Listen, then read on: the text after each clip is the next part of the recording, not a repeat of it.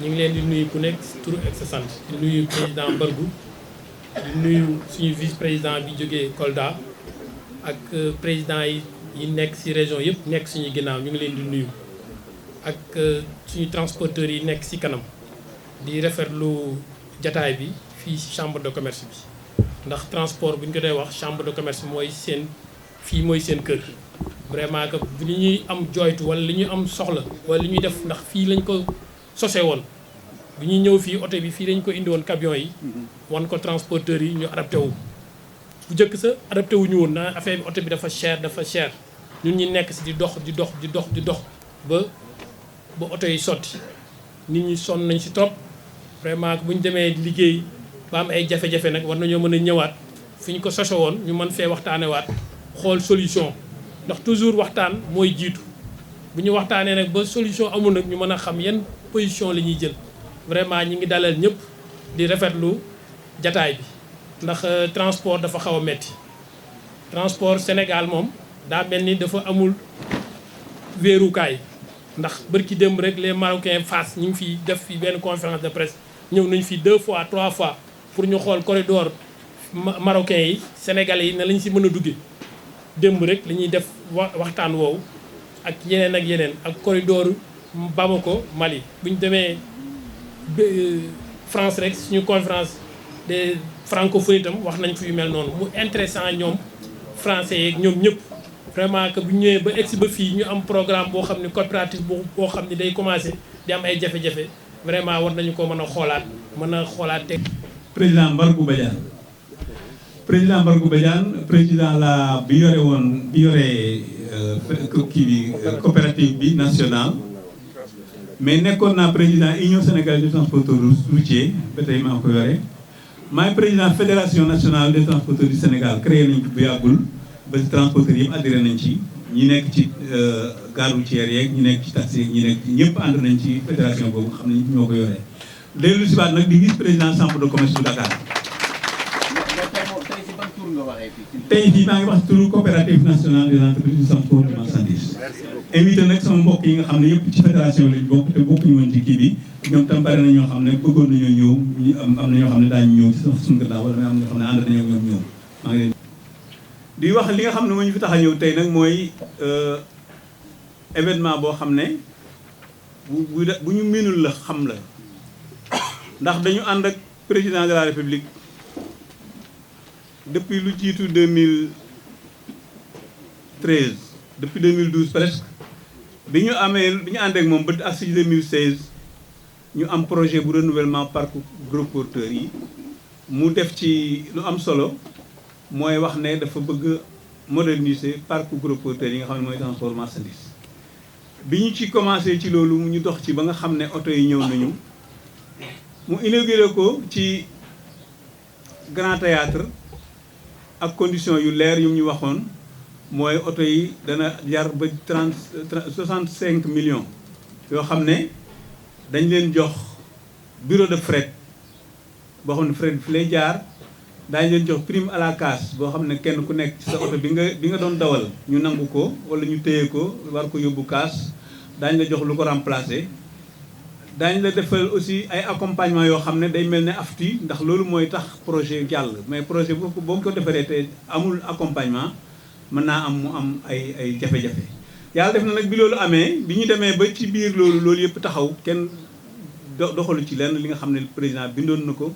wax ko ay ministre yi bind ko muy noir sur blanc ñu yore ko ay këyit yoo xam ne lettre bu ci nekk ministre ba mu jógee ak numéro ba mu fa jógee ak date bañ ko bind mi ngi ak ñun ñu yore te li ma wax nii lépp mi ngi ci woon ñu bind ko teg su fekkoon ne ni ñu ko xam ne moom la ñu ko waxee woon muy bureau de fret boo xam ne bu ñu jëlee transporteur bi jëlee fret bi 40% yi lañ koy jox mu yóbbu marchandise bi bu dee see indi facture bi 60% yi des daañu ci mën a téye loo xam ne mooy fay bor bi mais su fekkee ne transporteur bi day wër fu muy chargé ñi nga xam ne ñoo am moyen ne am oto yu baax yoo xam ne ay industriel la ñu bàyyi leen ñu jënd ay oto ku mel ne mun naa leen bañ a lim mais ku ne xam ne industriel yi fi nekk yëpp nga xam ne moo doon xolu transporteurs yi fi lañu daan dundee ci lañ daan liggéey ñu jox leen ndogal ñu jënd seen i oto yi bopp loolu tax na ba oto yi ñu yoroon amatuñu lu ñu ko def te oto mënees koo denc ci biir kër kon jafe-jafe day daal di commencé jafe-jafe yooyu nag commencé bi mu commencé tax dafa indi ñu xëy benn bis ñu gis lu ñu musul gis tamit loo xam ne dafa mel ne ci asamaan si la jóge daanu mooy benn baay boo xam ne civil la tudd Aliou Kandji yore nekkoon gendarme bu retraité xëy di di dogale suñu oto ci àll bi di ko nangu te suñu bañee mu dem wooyu gendarme bi ñëw laaj pièces yi jox ko mu jël ko même oto yu nekk yu chargé Soundiouane sax dañuy dem ba Tamba ñu nangu leen foofu mu jël beneen chauffeur dawal ko pour mu ñëw Dakar te loolu miiruñu ko te mosuñu gis tamit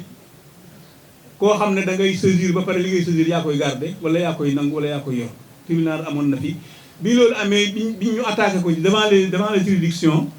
tribunal cassé loolu mu defoon loolu nga xam ne dañ ko defoon saisir conservatoire ne ko li nga def waroo ko def te ay daan la ci fekk ndax dépense yi ci def yëpp yaa ko war a fay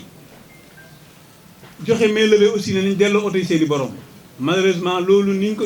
tribunal bi waxee woon ñu dindi ko teg fële continuer def li ñu doon def ba tey ji ma lay wax nii démb am na ñetti oto yu jógee Kidira yoo xam ne dañ leen indi fii Thiès déposé leen fii donc loolu mooy li jiitu ci nga xam ne moo tax ñu daje fi tey ndax gis nañ ne gisuñu lu aw yoon te ñun yàgg nañ fi wax dëgg ay nit la ñu yoo xam ne liggéey la lañ xam ay transporteur la ñu liggéey nañoo Sonaga lu ko jiitu ak ñu ko jiitu te mosuñu am benn jafe-jafe yi ñu am nag dañu doon seet solution boo xam ne moom lañ yaakaar ne moo koy régler ñu ànd ci régler loolu kon loolu mooy suñu problème ñun dañu bëgg ñi nga xam ne ñoo séq liggéey bi ñu bokk toog ñu xool li nga xam ne ndax oto tamit bu fekkee ne li ñu xam ci oto li mu doon jar nangam banque bi teg ci intérêt bu dem 6% wala 7 waaye bu ñu demee jël oto teg ci loo xam ne day mel ni 3 fois le prix oto buy jar 70 millions nga dem ba muy jar 128 millions loolu nekk na loo xam ne ñi ko miin bariwul te oto bu amul liggéey mënul def loolu mooy nga xam ne moo tax ñu ñëw fii tey ñun ñëpp ñu am lu ñu naqari nag transporteur yëpp waaye ñu xam ne comme jamono ji ni mu mel nañu jël nombre bu limité boo xam ne région bu nekk dafay am ñaar ñu fa jóge wala ñett moom lañ dajale fii Thiès bi ñu ñëwee tamit ñu dalal ñu ci chambre de commerce bi nga xam ne oto yi njëkk a indi fii lañ ko indi présenté ko transporteurs yi ñëpp adhéré ci ba Thiès am na ci lu mat def naa fukki oto ñaar wala ñett yeneen région ñeent voilà fukki oto ñeent donc beneen région bu nekk am ci loolu oto yi ñu doon joxe du benn région moo ko jël wàcc moromam région bu nekk am na ci wàlla kon nag loolu moo tax tey ñu daje fii woo suñu mbokk yi journalistes yi ñu leen di gërëm de passage ndax gis nañ ne ñoom nekk nañ seen tour ñu ngi koy doxal ndax troisième pouvoir la ñu waroon doon te def ñu ngi koy doxal seen wàll en tout cas bu ñu leen ko deful itam ñun def nañ leen ko te gis nañ ne loolu mooy seen liggéey te ñu ngi dox seen liggéey ni ñu ko war a def ñu ngi leen di gërëm bu baax di leen sant di leen ngeen ñuy dem ñoom ci seen bopp ñu uutal seen bopp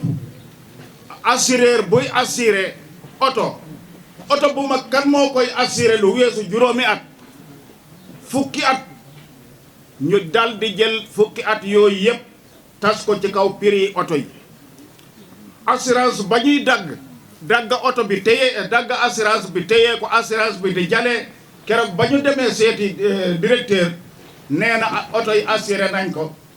ba mars 2024 te assurance yi joxuñu ko loolu yëpp ñu di ñu ko facturé pour lan pour ñu am restourne ba ñuy jël ci banque yi ci assureurs yi par année li nga xam ne borom oto moo ko waroon na am loolu moo tax nanguwuñu ñu jox assurance yi te bokk na ci sunu prime à la casse nanguwuñ ko fay nit ñi oto bu nekk 5 millions jël xaalis boobu di ko defee naka sa du noonu oto yi dagg nañ ko jaay nañ ko gisuñu xaalis duggaluñ ko ci sunu bor loolu lañu bëgg a yéegal état de Sénégal conflit bii mu ngi am fii nañ ñu defal audit sunu diggante ak banque bi loolu laa ci amoon lu ma ciy wax wasalaam. administration Sénégal ci la bokk man li ma ciy wax lenn rek la lu tuuti parce que man su may ciy wax ci banque bi lay wax parce que ñun problème yi ñu am yëpp tey banque bi moo ñu ko teg parce que li may wax ci man li may wax ci ay kayit yu wóor ay kayit yu leer laa koy teg gis ngeen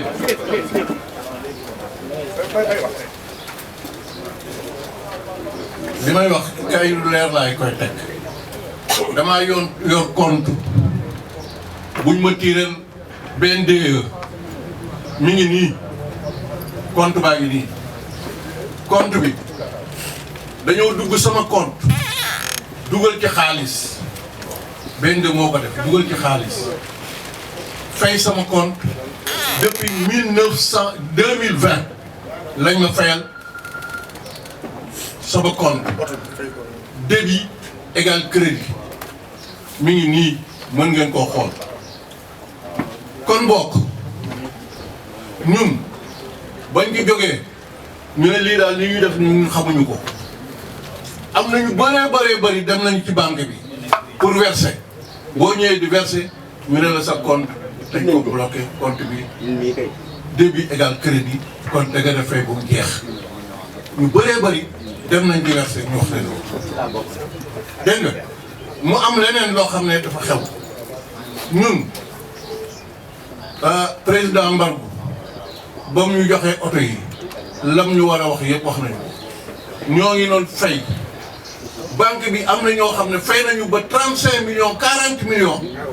banque bi xëy oo leen ne leen yéen di ngeen fay am xaalis bi ngeen di am te toujours ngeen di wax naan ñun dañu am problème mu ay pneu ay kii am ngeen fa xaalis kay leen jël seen xaalis kay ñëw di jël xaalis bi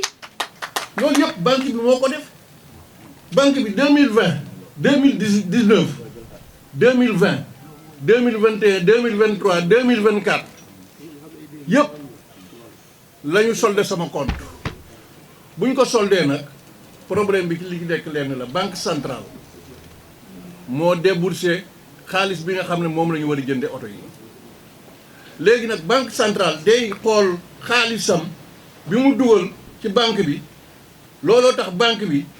bëggul banque centrale xam ne moom xaalis bi ñu dugaloon xaalis boobu duggul banque bi moo mujj fab xaalisam versé ko ci compte opérateur yi opérateur boo ci gis tey sa compte boo ko tiré débit égal crédit bi ñu jógee foofu ñu boole ñoo capitaine Kandji major Kandji bu retraité mu daldi mu commencé récupérer oto yi ba ñu récupérer oto yi yëpp ba pare ba ñu toogee Mbargou Badiane dem na gis premier ministre waxanteeg moom premier ministre au directeur BNDE bi mu ko oowee directeur BNDE bind lettre bii ne oto yi ñu récupéré lépp nañ ko delloowaat seeni borom Kandji bañ continuer di kii ñu dem tribunal gros tribunal a ngi nii tribunal commercial bañ fa demee ñu gagné procès bi ñu ne delloo leen oto yi Kandji bañ demandé appel bi mu demandé appel léegi appel bi ñëwagul bu continuer di nangu oto yi damay laaj BNDE moo yebaloon Kandji moo bind lettre bii ne ko bàyyil oto yi Kandji continuer di def mbiram loolu nag la ñuy laaj fan la Kandji teg problème boobu fan la BNDE bu dee BNDE aussi moom li muy wax dëgguwul ci moom nañu ko wax moo gën ñuy sonn procès verbal bii bu tribunal bi mi ngi nii tribunal nee na reconnaître Kandji foofu kii mais Kandji lu tax muy jàpp oto yi léegi benn problème moo am Kandji tribunal moo ko yebal ou bien keneen a ko yebal loolu lañ bëgg a xam mais ñun bañu ñoo fay ñun li ñu war a def lépp def nañ ko sama compte bi tey mi ngi nii dama ko xool. asalaamaaleykum wa rahmatulahi taala wa barakaatu. présenté wul nag. man la Ami Kane maa ngi wax ci kàddu transporteur yu jigéen ñi ñoom ñoo ma yebal pour ma ñëw ñoom it jooy fi ñu ko war a jooy ah ñun dañ ñoo woo biñ ñu woowee ni dañ ñuy changer parc automobile ñu kontaan ci lool li président wax mais président bi mu ñuy jox oto yi boole ñu ak ñi mënu booleel lépp luñ ñu waxoon ci oto yi rek defaluñ ñu ko parce que buñ ñu ko defaloon kon duñu toog bay bañ a fay traite xanaa nag Kandji mi nga xamante ni moom la ñu yebal moom Kandji dañ koo yebal pour mu récupérer oto yi seet fu mu ko dugal boo ndax nit ki su fekkente ni am na problème war nga koo woo waxtaan ak moom soo waxtaanee ak moom di ngeen trouver terrain d'entente mais doo fekk li nga xamante ni yow nit ki moom lay liggéeyee di ci teral njabootam la mu lu màggat la mu yoroon mu joxe ko yaakaar lu dul lii nga ne ko panget ci loxo ñun daal li ñuy ñaan fi ñu ko war a jooyee fi la ñu ko jooyee ndax jooyu ñu ci kenn ndax ministre yi doo leen gis doo leen dégg soo leen woowee ñu raccroché oo ne di la dig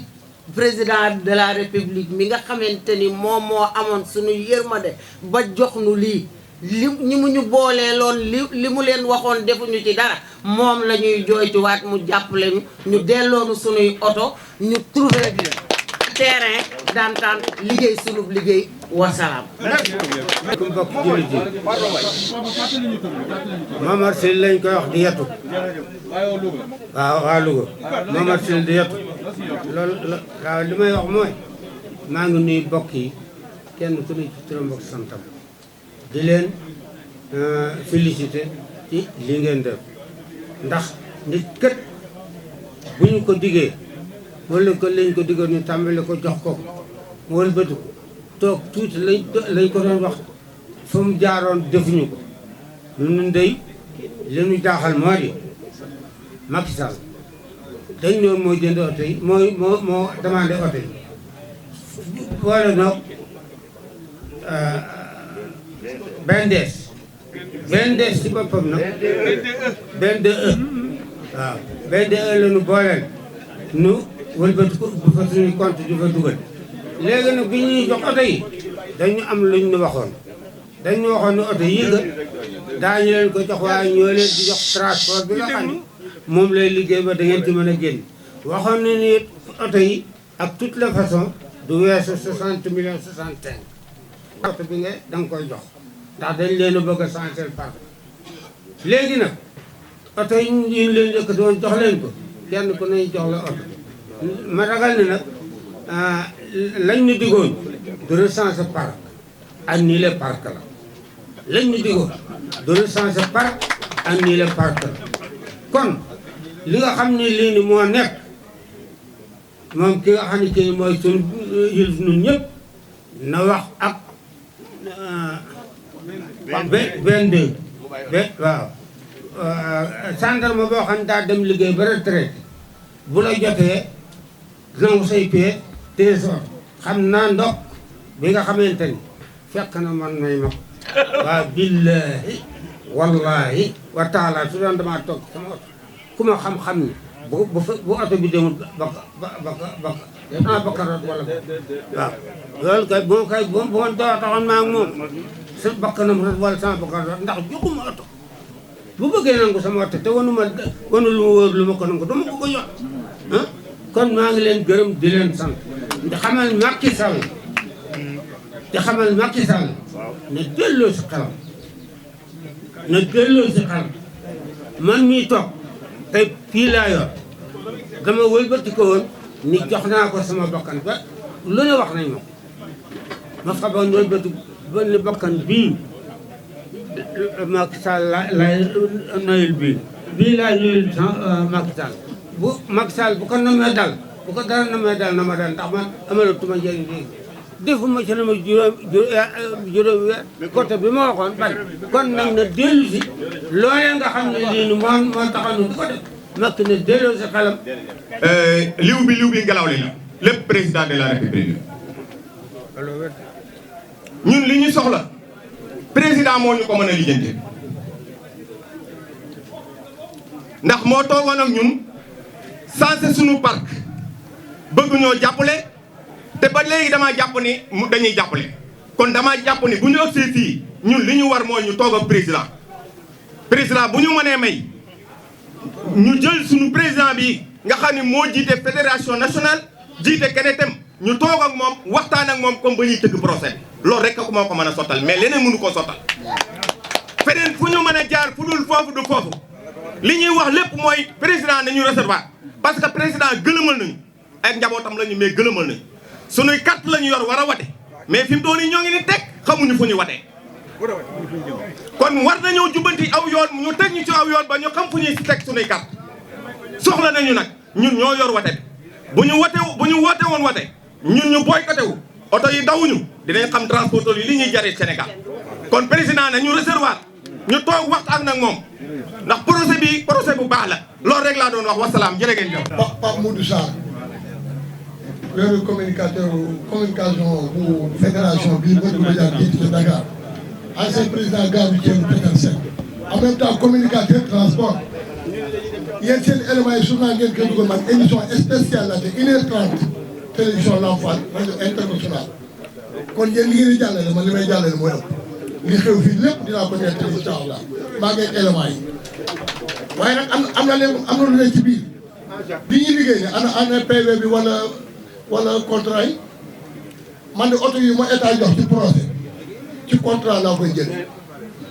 bis bu nekk nangam weer wu ne nangam oto bi nangam laa la ko joxe loo xam bu ëllëgee ci contrat bi rek lay liggéey bu fekkee ne contrat bi am na génne leen contrat bi ngeen doon bu amul nag erreur am na ndax Macky Sall président la mu ngi nii day jeexal dem est-ce que keneen kii ñëw dina mën a liggéey ci lu dul ay këyit nee nañu woon wala nee naa ko ndax dina mën a sotti wala déet këyit moom mun la état di liggéey administration ci këyit lay liggéey su fekkee ne am ngeen di këyit génne leen këyit yi takk bu ngeen amul këyit du la neex beneen bi des mooy kii kan oto yi du ko jàpp IG la wala civil la loolu nag mun na ne moo nekk nag warul mën a nekk comme li góor gi wax fii man de am na ay oto man mii waaye man sama oto banque bu karoon di ko jël di nga ànd ak huissier wala doo ko jël mais toog ba mu neex la ngay kar oto loolu moom lu bu ngeen ko nangoo nangu ngeen du yaatu beneen bi des nag ki joxe woon projet bi na recevoir Modou Badiane muy président de la République donte takk day bagaatam nag lu mu xat-xat nag diggante bi ndax bu demee bàyyi ci coow wasalaam. léegi transporteurs yi ak ñi nga xam ne bi day transporter ñun fii di muy journaliste yi tey dafa am ñetti daje ñaar yi ak bii muy ñett dama bëgg ñu xam ne loolu mënuñu ko ñàkk a wax li njëkk dañ koy gërëm dañ koy sant ndax danoo woo pale président ci gërëm fa la ñu njëkk a woo ñu transporteurs yëpp lu dem ban demee mu imposé ay camions yu bees ak defar yoon yi ak transport bu baax ak prix yu baax ngeen mën a jël seen camion di rembourser normal yi dundal seen njaboot daal di digge fret digge yu bëree bëri mise accompagnement yoo xam ne bi ne lépp lañ koy def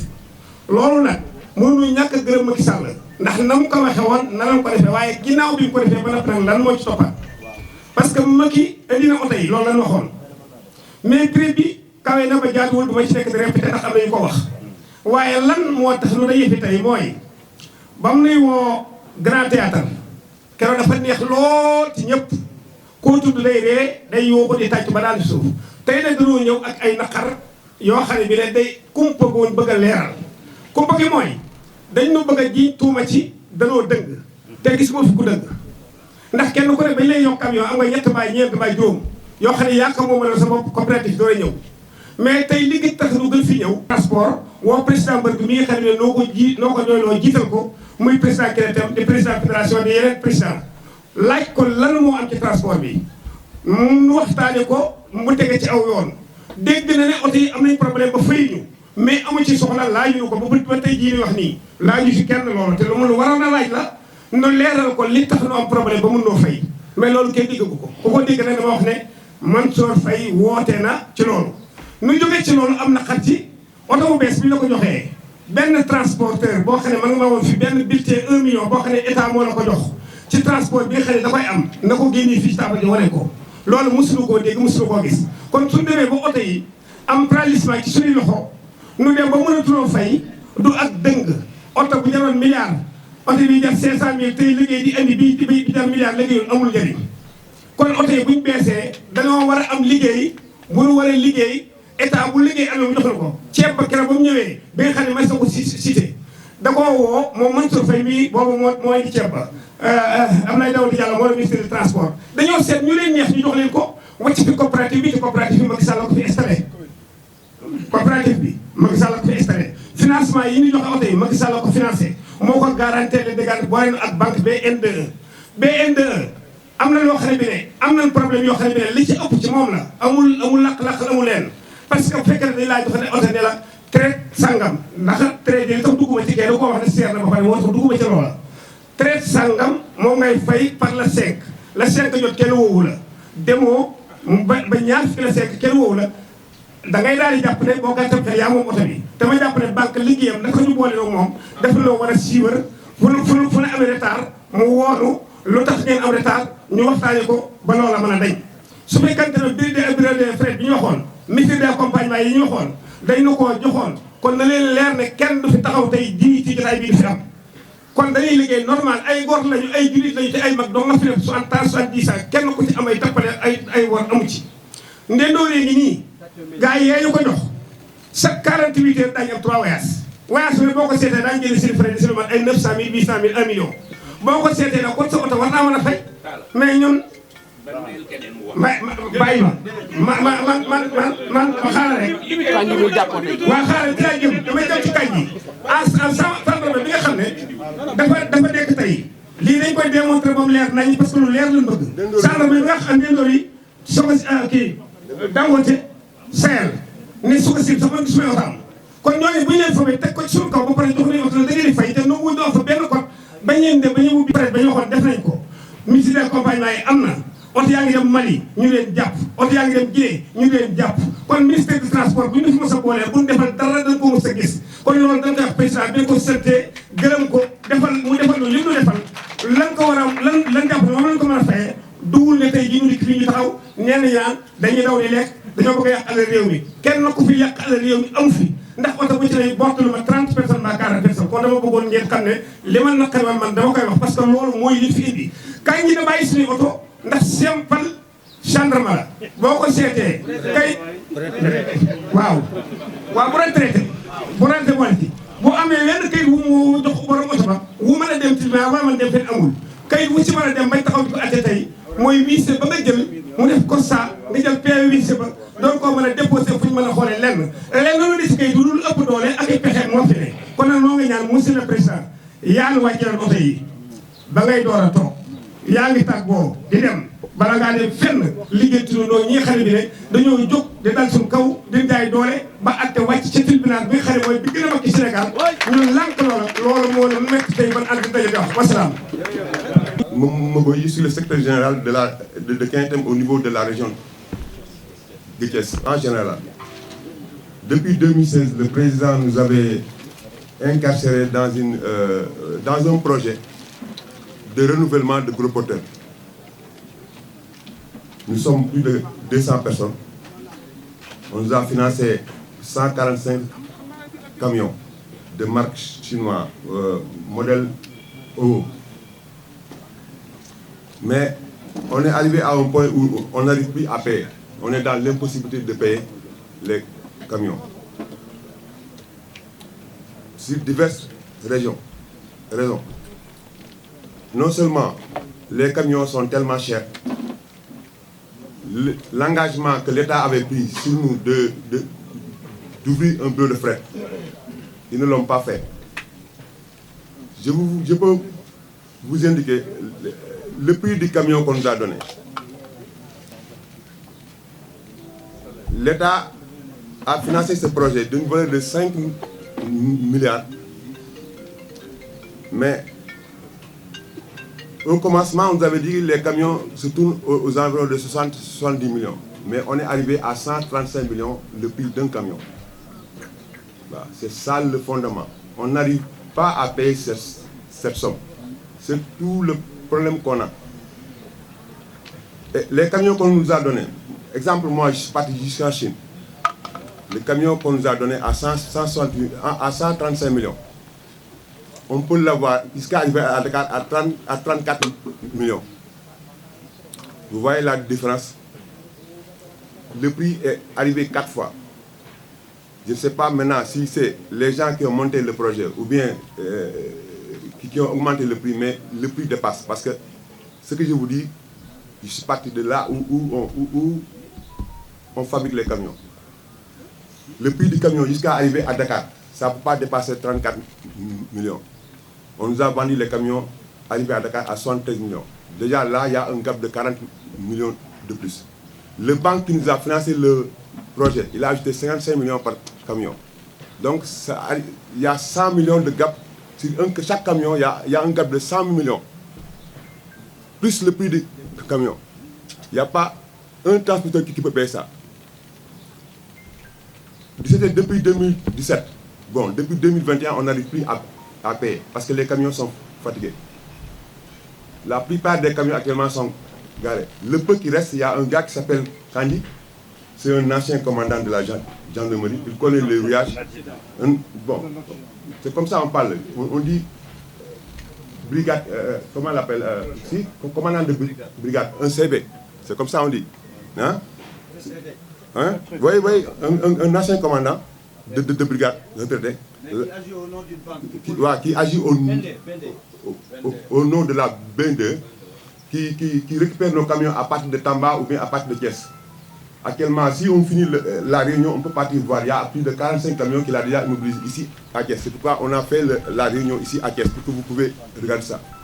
On en a marre actuellement. On ne sait plus où vouer, parce qu'on n'arrive plus à rencontrer ni le Premier ministre, ni le Président. Ces pères de famille-là, ils n'ont que ce seul camion. Chacun de nous avait un camion avant, un ou deux. Je prends mon exemple, et mon exemple suffit pour tout le monde. Moi, je partais en Côte d'Ivoire, j'avais 2 camions. Je partais en Côte d'Ivoire, je prenais mes bois. Je suis à Thiès actuellement, là où je parle. Tous les Thiessois connaissent ça. C'est moi qui fournissais presque toute la région. Je prenais mes camions, je partais en Côte d'Ivoire pour venir à Thiès avec mes bois. Je vendais et puis je repartais. Bien que c'était des camions fatigués, mais j'arrivais à subvenir à tous mes besoins.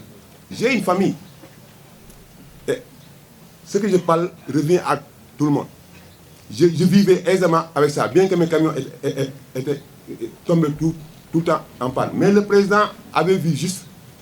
qu'il va financer un projet où il va faire un renouvellement. Pour que nous, comme les Maliens, on arrive à avoir des camions nouveaux comme eux. Bien que c'était bien ficelé. Mais au fond, ceux qui ont eu le projet en main, ils l'ont mal ficelé. C'est mal monté. Parce qu'un camion qui doit coûter à peu près 50 millions, j'ai vu hier le président Mboup. Le président Mboup était ici hier à Dakar, ici à Thiès, dans la chambre de commerce. Quand je lui ai dit ça, ils m'ont dit, ils avaient vu, le projet était en ses mains. Ils avaient proposé 45 millions. Hein? Hein? Non, c'est ce qu'il m'a dit. Ils avaient proposé 45 millions par camion. Mais nous, on s'est retrouvés avec 128 millions par camion. Plus nos 1,5 million, ça fait 130 millions. Plus le camion que j'avais, ils ont pris ça, prime à la casse, ça fait 5 millions, ça fait 135 millions par camion. Pourquoi la banque retire les... Moi, je vous dis, je suis un exemple, je prenais du bois en Côte d'Ivoire pour venir avec mes camions. Mais il y a des gens ici, c'est eux qui prenaient, exemple, Gendori, c'est ceux qui prenaient le phosphate pour envoyer à Dakar. Il y a des gens, il y a des vieux ici, c'est ça seulement c'était le travail. Il y a des gens qui prenaient le ciment du Sahel et le ciment de Dangote et le ciment de Sokosim pour ravitailler dans la région. Il y en a des gens qui c'est ça qui étaient le but. Mais après nos financements, tous ces entreprises-là, ils ont eu des financements, je ne sais pas d'où ça vient, ou bien, comme on dit, qui ont payé des centaines de camions. On n'arrive plus à faire le transport, c'est eux-mêmes qui font le transport. Exemple du terre. Moi, le terre de Dakar à Diamniadio, je faisais partie des 25 transporteurs que les gens du terre avaient sélectionné. Chaque 15 jours, on faisait une réunion avec le français, j'ai oublié son nom, je sais Daniel ou pas. Parce que c'est nous qui ravitaillons tout le terre en goudron, et puis en basalte, et puis en la terre rouge. Mais cette fois-ci, de Diamniadio, de Sébikotane, de Diamniadio à l'aéroport, c'est un seul transporteur qui fait le travail. Parce qu'ils ont payé plus de 200 camions. Avec ça, nous, on n'arrive plus à vivre. Donc, on vous a appelé spécialement pour vous dire qu'on n'arrive plus à respirer. Et puis, on ne sait pas où partir pour que cette situation cesse. C'est ça qui... ko bindul mu dem ci ministre wala ministre bind ko mu dem ci banque bi wala ministre bind ko mu ñëw ci man ku ci nekk ma am ci lettre ma am ci copie bi ci njëkk mooy dañuy am bureau de fret c'est écrit noir sur blanc ministre bi bind loolu sax daf ne su ngeen leen defalul bureau de fret joxulee leen prime à la cash projet bi mën na yàqu parce que nit ki nga xam ne dafa am otoom di ci dund ak njabootam nga jël ko soo ko remplacer lul dara am nga ñaari carte grise muy 5 millions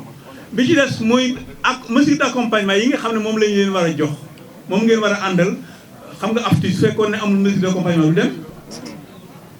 ñeneen ñi def noonu yenn projet yi def yëpp projet aéroport taxi bu amul woon mesure d'accompagnement du dem kon projet bu ci nekk dafa am mesure d'accompagnement bu mu war a àndal loolu moo tee projet bi dem te ñoom xam nañ ko bindoon nañ ko ministre de transport bi nga xam ne bind moo yoroon transport à l'époque bind na ko noir sur blanc mu am lettre am numéro am date boo xam ne moom la ko bind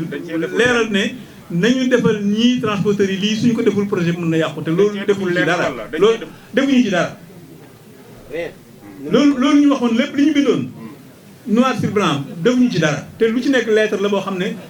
bii ministre du transport la jóge bii ministre des finances la jóge bii ci banque bi la jóge bii ci président la jóge lu ci nekk lettre la boo xam ne mën nañu ko présenter mën nañu ko soxlaa mën nañu ko woon ay nit ñëpp donc nekkul loo xam ne dañu ko for wala dañu koy waxtaan wala ci àll bi wala dañuy wax nag ak contrat lu leer la yoo xam ne noir sur blanc la ministre ko bind mooy kii Ndiaye moo ko bind ba bind ko banque bi donc yooyu yëpp lettre la noir sur blanc yoo xam ne ñoo ko bindoon te loolu nag ñàkk am googu ñoom xamoon nañ ne bu ñu ko deful projet bi day yàqu te ndax loolu bindoon nañ ko ci mi ngi ci lettre bi kon nag bu ñu ko xamee pare defuñu ko loolu moo tekki ne projet bi warut a mën a dox loolu mooy problème bi yëpp ngeen baal maa ko